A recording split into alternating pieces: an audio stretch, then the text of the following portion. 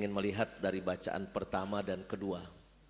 Di bacaan kedua itu ada kalimat yang sangat disukai oleh suami-suami. Hai istri, tunduklah kepada suamimu sama seperti kepada Tuhan.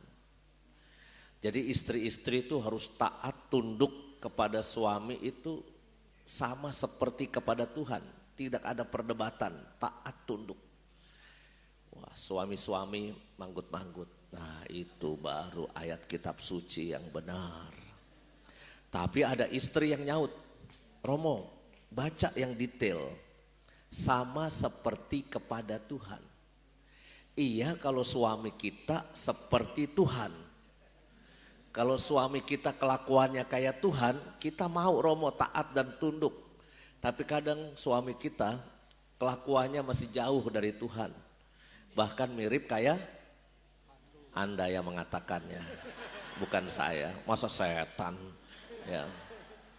Kitab suci memang mengatakan istri tunduk kepada suami. Tapi saya nonton di Instagram dan YouTube belakangan ini ada sepasang suami istri yang sudah tua gitu ya. Dan berkali-kali dilakukan wawancara kepada suami istri yang langgeng perkawinannya sampai tua. Yaitu ditanya, apa resepnya kok bisa sampai setia sampai tua seperti ini? Jawabannya mirip. Suami akan menjawab, ikuti apa yang istri katakan. I'm wrong and she's always right. Dia selalu benar, saya salah. Maka ternyata salah satu resepnya untuk bisa setia sampai akhir itu ngikut istri ternyata. Itu dari wawancara yang ada di YouTube sama di Instagram. Istri-istri mulai manggut-manggut. Nah, itu baru kebenaran zaman ini ya. Walaupun kitab suci nyuruh kita taat kepada suami. Nah, maka saya kira cinta itu selalu ada kaitannya dengan taat ya. Kalau kita mencintai orang itu, kita akan taat. Tapi kalau kita nggak cinta, maka kita susah untuk taat. Ya. Saya cinta sama mama saya, maka apa yang mama saya minta, apa yang mama saya bilang, maka saya akan lakukan itu. Kalau saya suka ngelawan mama, maka berarti dikasih tanda tanya, benarkah engkau sayang sama mama? Karena kok ngelawan terus. Maka cinta itu dekat dengan taat ya. Kalau kita ngaku cinta sama Tuhan, ku mau cinta Yesus selamanya. Tapi kalau perbuatan-perbuatan kita bertentangan dengan perintah Tuhan, maka kata cinta itu, lagu itu yang dinyanyikan sambil meremelek ya. Mungkin cinta sama Tuhannya masih tanda tanya, benarkah kita cinta sama Tuhan? Kalau saya cinta sama uskup saya, maka uskup saya nyuruh saya apapun, saya nurut, saya taat. Taat itu dekat dengan cinta. Suami istri, orang tua anak juga gitu ya. Kata cinta dekat dengan kata taat. Dari bacaan pertama ada yang bagus ya. Ternyata hormat dan memuliakan orang tua itu berkatnya berlimpah dan berkatnya jelas. Siapa di sini yang tidak ingin doanya dikabulkan sama Tuhan? Pasti semua bilang saya ingin doanya dikabulkan oleh Tuhan. Siapa yang tidak ingin mengumpulkan harta yang cukup untuk hidup kita? Artinya punya harta yang cukup untuk hidup kita. Semua pasti pengen punya harta yang cukup untuk hidup kita. Siapa yang tidak ingin panjang umur? Semua orang mungkin berkata panjang umur. Siapa yang tidak pengen dosanya diampuni? Semua orang pengen dosanya diampuni. Dan syaratnya cuma satu di sini di bacaan pertama dari kitab Putra Sirat. Menghormati dan memuliakan orang tua kita.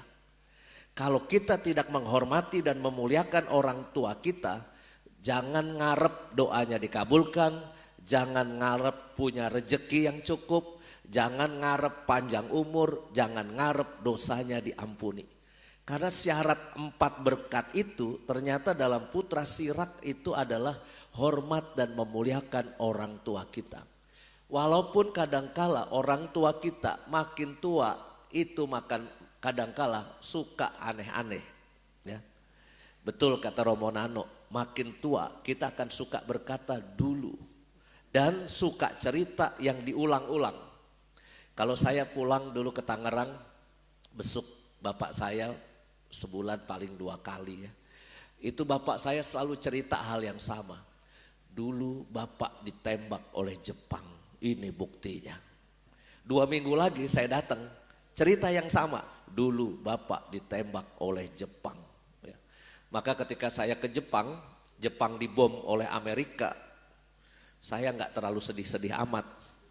Orang bapak saya ditembak sama Jepang. Ya. Kalau Jepang nggak dibom sama Amerika mungkin masih nyerang di mana-mana itu. Ya. Maka bapak saya selalu suka cerita berulang-ulang. Dulu waktu bapak jualan kopi susu, punya duit beli kaos sepak bola untuk PS De Proy. Kamu saya kasih nomor 10 seperti Lionel Messi dan Maradona. Walaupun saya jarang main. Saya dianggap kurang pinter main bola. Tapi kan anak donatur kaos bola yang beliin bapak saya. Maka dikasih nomor 10. Maka bapak saya selalu cerita itu ngulang-ngulang. Mungkin kita jadi anak suka kesel sama orang tua kita yang sudah mulai pikun, yang sudah mulai sakit, sudah mulai mungkin kita pikir ngerepotin gitu ya.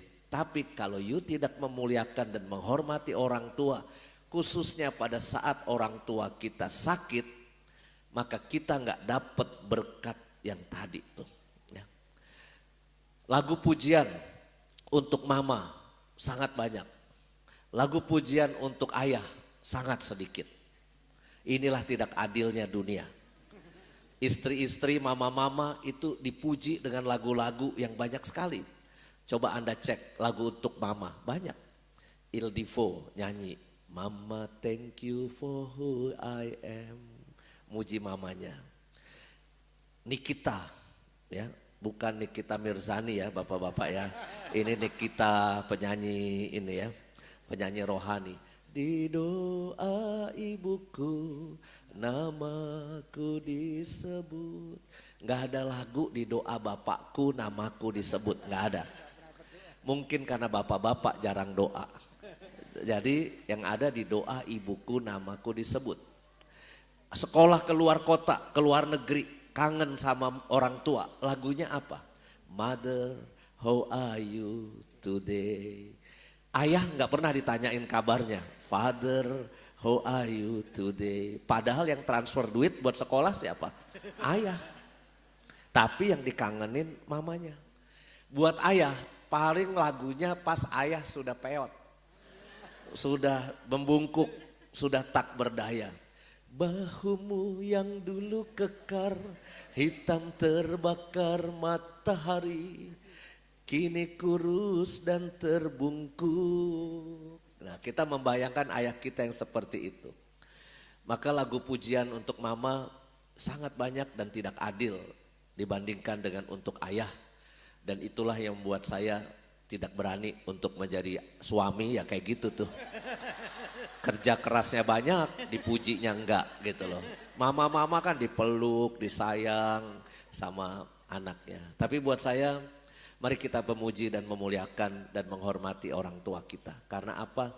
Berkatnya banyak untuk hidup kita.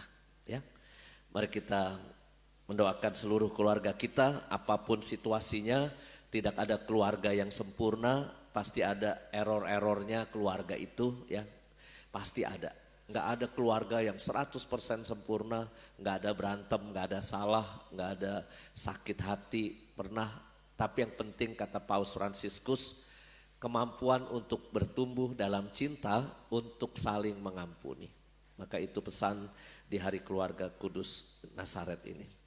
Terima kasih kepada pelayan liturgi hari ini, khususnya paduan suara